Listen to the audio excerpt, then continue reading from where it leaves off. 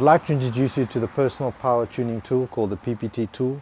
This tool will allow you to tune your own car via the OBD2 port on most modern cars.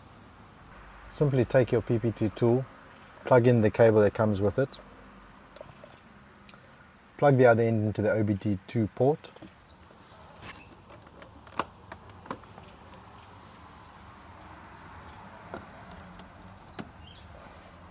and then you can read the ECU file from your car by following the on-screen instructions.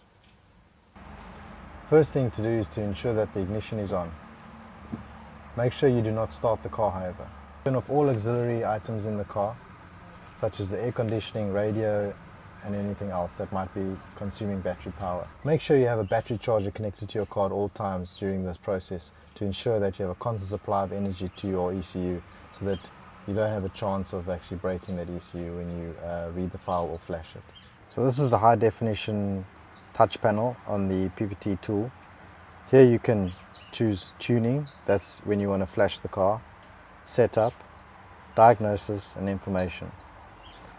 Let's do diagnosis first to see if there are any codes that are read from the car.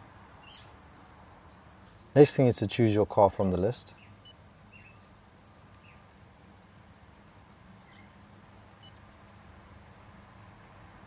Choose the series. Choose the model. Ensure the key is on and confirm. And the tool will now read the ECU for any errors.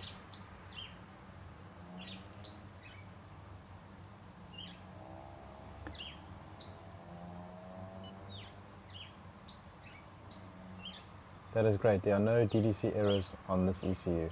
We can now go ahead and program the car. Once you've used the PPT tool to take the original file off your car, you'll email that file to your tuner.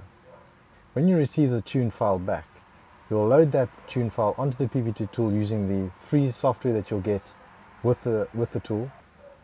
Follow the same instructions as before. Turn the ignition on but do not start the car, and ensure that all your auxiliary items are switched off from the car. We don't want to drain that battery while we're performing the flash. Once you've plugged the PPT tool into the OBD2 port and you begin the tuning process, just follow the on-screen instructions and follow the guide that's been supplied with the tool. On some cars, the writing of the file could take up to 25 minutes. Do not interrupt this process at all. There is an indication on the tool to show you how far that remap is taken. Once the writing is finished, turn off the ignition and unplug the PPT tool.